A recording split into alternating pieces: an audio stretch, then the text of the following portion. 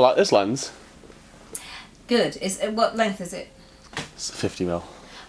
Yeah, it's good. What do you normally use? For you, 35. For these videos, I usually use 35. 50's better. It makes my nose look less long. Well, I'd like to talk about orange flower. Great.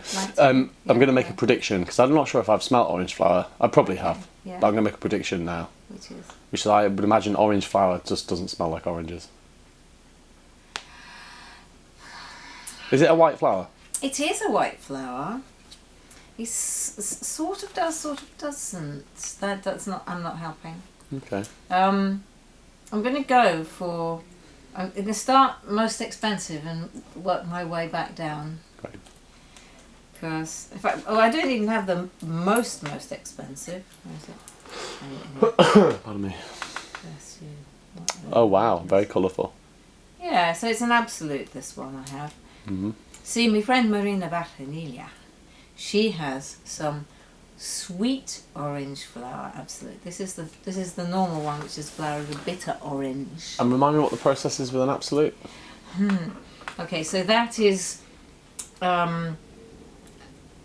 the flowers, the petals are taken and put in a solvent, and then those petals are like. Is the solvent a fat? Take away. Okay, the solvent tends to be a fat of some sort. And it used to be lard, but now it's not. It's hexane now. But there's another cleaner, greener version. Nobody knows exactly what it is except the people who have it. But that's going to be the way forwards, is not using hexane. And then more of them put in there, and the solvent soaks out the aroma, and then when you end up with a kind of solid block of solvent which smells very nice, then that's washed away with ethanol. Right. And I can't remember what happens next. Okay. But it's used for things which can't get too hot. Yes, right. Because otherwise everything evaporates. And so that's what this is. Yeah. This is... So this is orange flower absolute. And I was asked last week as well, is that the same as orange blossom absolute? And the answer is yes. Ah, okay. So that's an easy one. But this is the bitter orange one, because the thing about bitter orange is people don't really use the oranges as much as they use sweet oranges. Sweet oranges, lots of juice, lots of leftover peel, and lots of orange essential oil. Bitter orange, none of the oranges were used at all until, they used to get taken to Scotland as ballast. Yeah, and made into marmalade. Made into marmalade, and then, so people use bitter orange for things now. There's bitter orange essential oil. But this is very, very nice. Do you think it smells of orange? Because I didn't really want to say in case... Well, I think it's not the orange bit of an orange. You can sort of tell it comes from an orange tree, but it's not sweet and fresh and... It's like, when you have the rind, it's more rindy than it is juicy. Yes. And it's like the rind if you take away the juiciness, and the bitter bit that's left is this. And yet... Also quite floral. And yet floral, yeah. Yes. It's quite amazing, really. Yes. Yeah. It does smell quite like walking through one of those cities where there are just orange trees and you don't really notice. Seville, famous for it, yes. Marrakesh. Yeah. Also, Valencia, where I was a couple of years ago for a multi-sensory event, and I just kept stopping in my tracks and thinking, where's that lovely smell coming? Oh, there. So you do get that. So that's the expensive version. Really fancy. It smells very fancy. Would you like to smell something I put it in? Yeah. Good answer. So I first bought it to make Drive Them Wild, which was 2019, and before that I'd only had a sample of it, and I was thinking, because it's not cheap. So this is Drive Them Wild, and I haven't smelled this for a while. Yeah. Wow. So it's in there. So this was the one I made say 4, inspired by Dolores del Río, film actress. What would her garden have smelled like in Mexico and in California? That was my aim. Wow, it's so yeah. good. So, osmanthus and orange blossom in the middle, bit of a chypre at the bottom, and vanilla and tonka, and so. Did you make it around the same time as Old Sport? A bit later, but I'll tell you, Old Sport is made 1923. This is made 1933. So if you say around the same time as, yes, yeah. it's set in interwar years, using things that would have been available at the time. So it does have that feeling of, what if you could get a perfume from 100 years ago, but an absolutely fresh bottle that had just been made. It's a bit of a time travel one. It really is. Yeah, so I use Orange Blossom in that one. It's really good. And then... I love it. Let's use the Really strips. love it. Might Yes. steal a bottle of that off you. Yeah, okay. Yeah, I think that one I should probably just... I keep thinking about bottling some 100ml, putting them in a trunk. I think I would really heavily recommend everyone to go onto the 4162days.com and buy a bottle of Drive Them Wild. Yes. I think that might be the smell of the year. I think we're going to bring it back. It is. It's a lovely thing. Yeah, nearly 6 years old now. London Craft Week, for when we did the joint event with the Beaumont Hotel. And yeah. So this one, made at the same time. So I thought, well, I'll use Orange Blossom in that as well. This is Burnt Cedar Rainbow Doves, also set in 1933, made in honour of Lord Berners. So this is, it's, I'd say you can tell that the Orange Blossom is there in Dragon Wild more. Mm-hmm. Yeah, this one's quite labdanum-y. It's also, it's quite, it's got a little bit of birch tar in there. It's actually quite, it's bonfire-y, but also sugared almonds. I made my sugared almonds poured, but with rose and neroli in the middle. Yeah, wow. So, no rose and neroli? No, moving on swiftly to neroli. Rose and orange blossom. Scent strips. Next up, because there is an essential oil made from orange flowers as well. This used to be a lot less expensive, and now it isn't. Now it's very expensive. Yeah.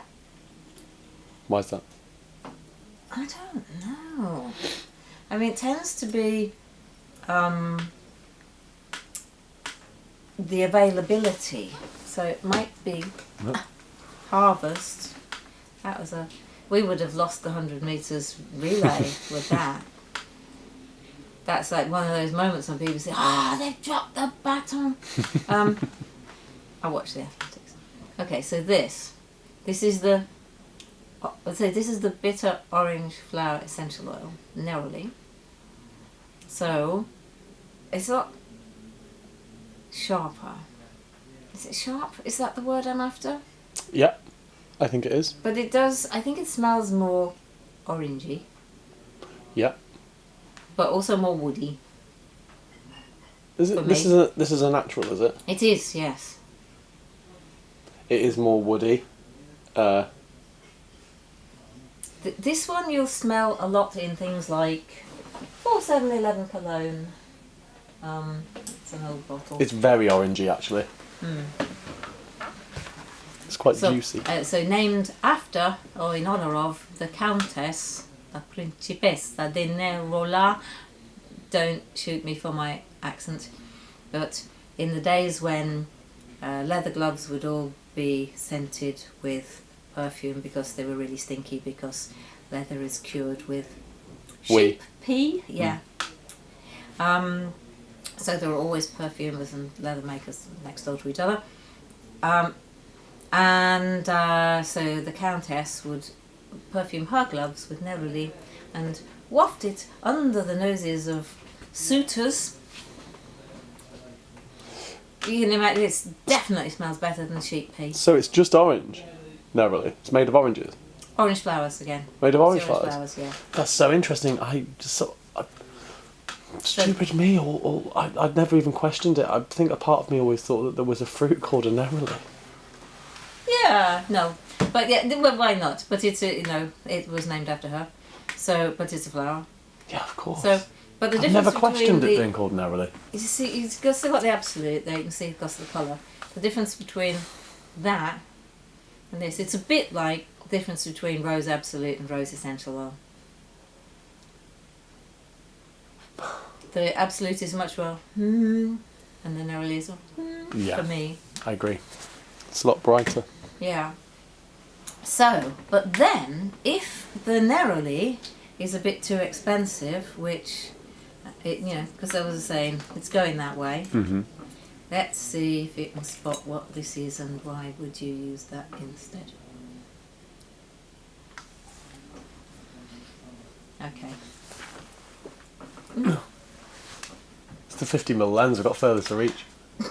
That's what it is. Or you just been taking your life in your hands doing the flying trapeze. You're just going to I'm just going to make them worry. What if he falls? Good.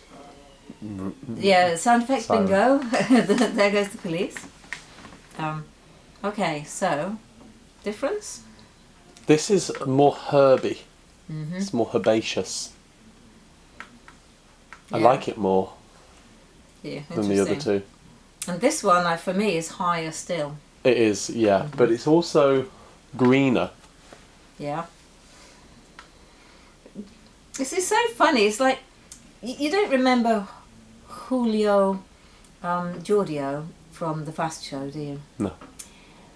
It was a Paul Whitehouse character, and he started off being a footballer who came from Argentina, probably, to play at Newcastle.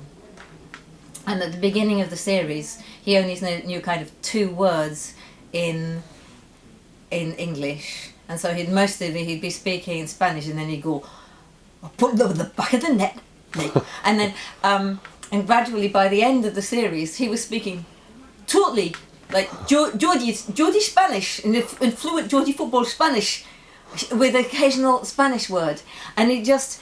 Over the series, as you gradually saw, it is just very, very, very clever because it followed exactly how footballers do when they're in the country for a while and they just pick up the accent of where they've moved to. Mm-hmm. And what I'm saying here, Arthur, is for Fast Show fans, you've sort of done a Julio Giorgio in perfumery in that you just picked up all of these terms. Yeah, we've. I know the vocab now. Yeah. It's been long enough. But yeah, no. What is it? This is petitgrain. Right. So this is petitgrain bigarade. Bigarade is, I don't know why, I'm making the table squeak. Bigarade is from the bitter orange as well. So this is, if you can't afford Neroli, you can get its effect, get quite close by using the petitgrain. What's petitgrain made from? Oranges. Well, petitgrain means little seed. So it's leftovers. It's from the bitter orange tree again. So it's the pips, the leaves, the twigs, the bits that are left over usually from the orange harvest. Like, sling all the rest of it in the bin and distill that as well. You might as well. Why don't you? So, Nice. so that you can get the effect of orange flower if you want. It's lovely. I love it. It doesn't smell unfloral. It's Is that a good herby double orange. negative? Yeah. Doesn't smell unfloral. Yeah. Doesn't smell unfloral. English language. And I've got another one. I've got an and finally. Oh, I'll do this in the meantime though. I'm going to spray complicated shadows because now while this is, I would say, Oris centric, so it's, Wow, it is.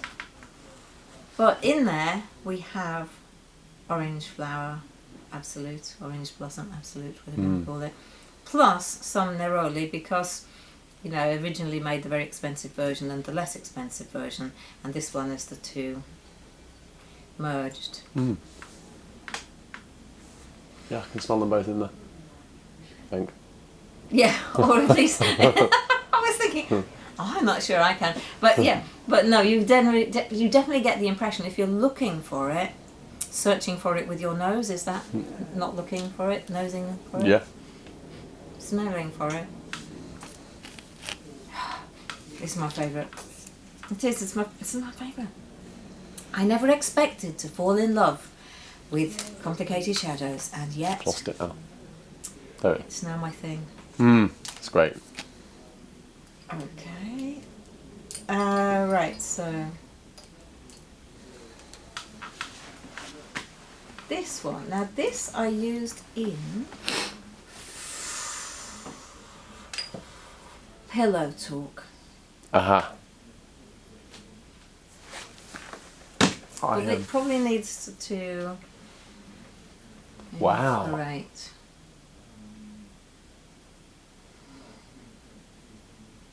Oh.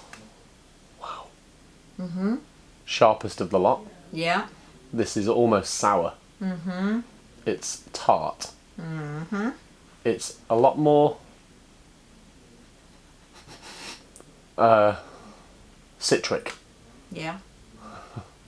So, do you think this is a natural or a synthetic? I think this is a Arthur? synthetic. And it is. This is called orange flower ether. Yeah.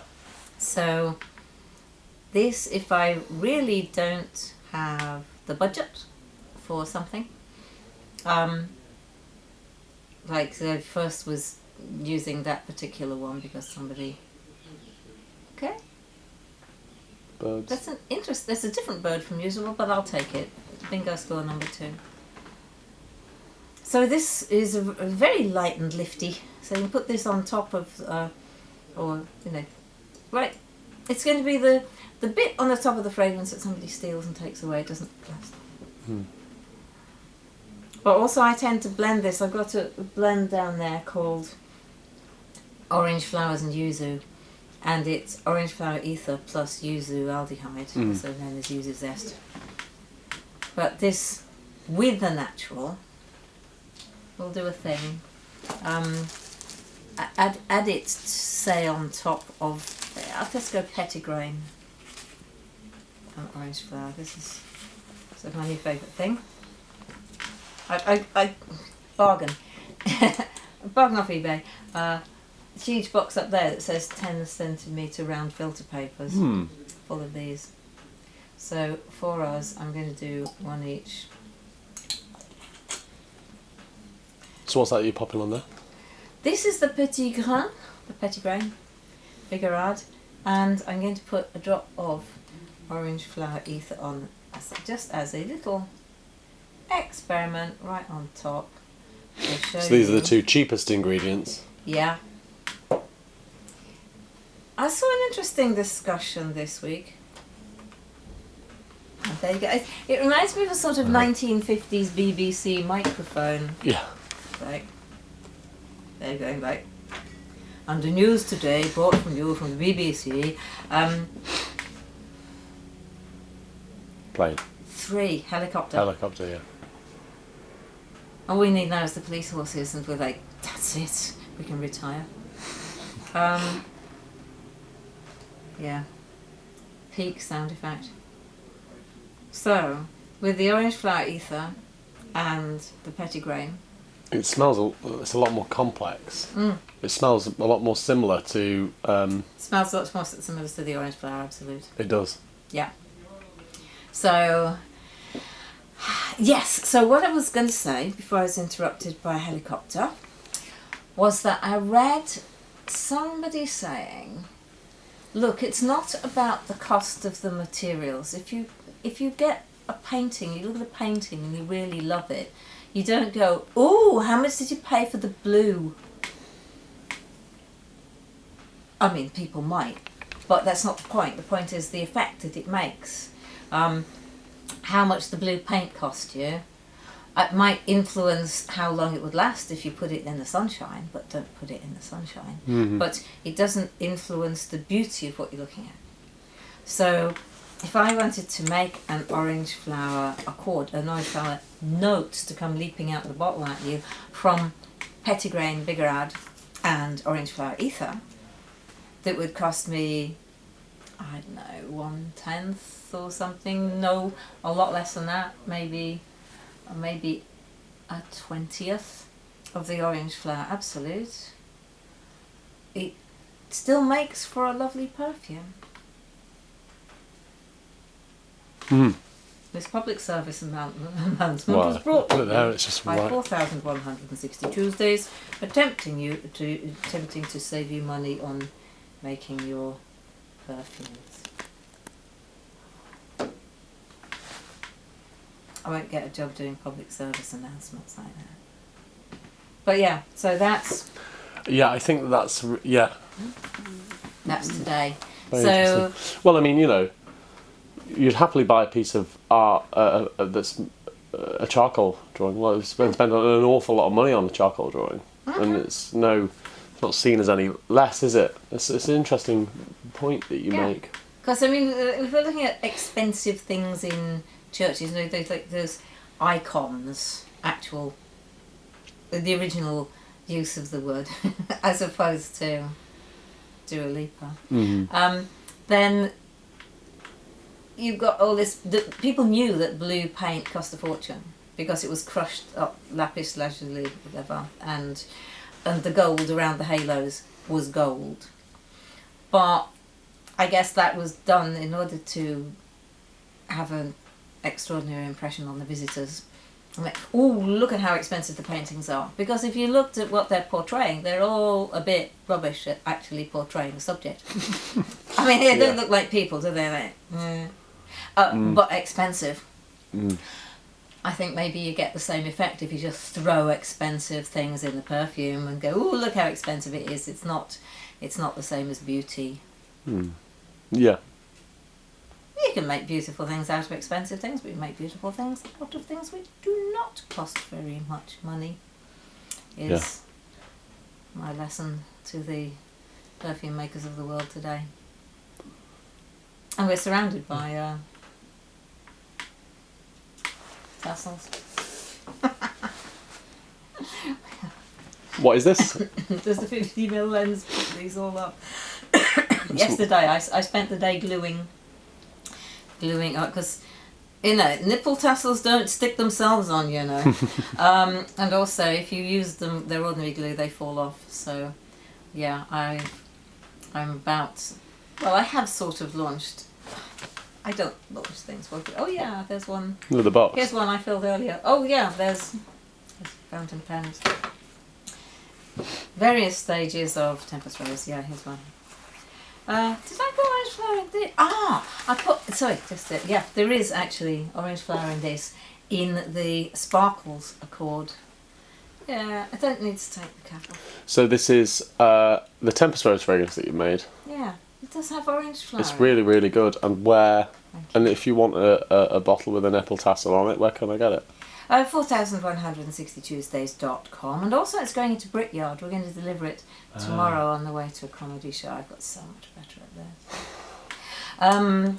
And oh yes, I did. Just the nice people at YouTube School said. So if people are watching this on YouTube, because you might not be, you might already have subscribed to Patreon, in which case you don't get the ads.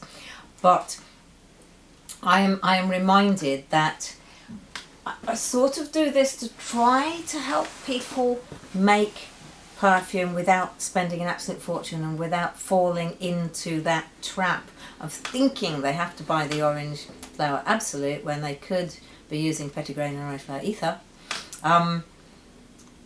That I think it'd be nice if people do actually subscribe and like and comment, even if when you have anything useful to say. Don't just stick a heart there and just go away. Just if you do stick a heart there and go away. Okay, yeah, actually you're right. I'll take hearts. Everyone stick a heart there. But yeah, we're not desperate. You know, we're not needy. We're appreciative. We're appreciative. But what they said, the nice people at YouTube School said, that if we do get people to like and to subscribe, then they will send it out to other people. Mm. So that is why I am prepared to ask politely, but not begging and needy sort of a way. But if you want to come back, because if you subscribe and then go away again, that's very bad, algorithmically. But if you do like it, say so. If you wish to add a comment or a question, we like questions because then we can come back and answer them. And then that is useful, because then that is the way that the nice YouTube people know that, I say people, I mean Robot. machines, yeah. They know, they interpret that as being a good thing. So So like it. You got this Please far. like it. Please subscribe. Please. Leave us some questions, please. never beg, Arthur. No, not in the worst of circumstances. No. But yes. Mm-hmm. Not even pleading. No. No. But well, you know. Yeah, if you like it, just remember to hit the thing, because it makes life easier for us. And press that little bell as well. Why would we want to make life easier for ourselves? Without obstacles to overcome, the human race would fade away and die. Captain James Tiberius Kirk. Yeah, but a little bit easier. Yeah. Okay, thank you. Aeroplane.